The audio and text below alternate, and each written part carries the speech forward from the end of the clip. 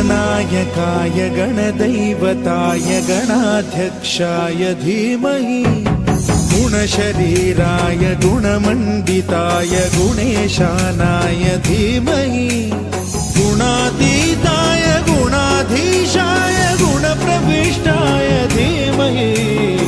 एकदन्ताय वक्रतुण्डाय गौरीतनयाय धीमहि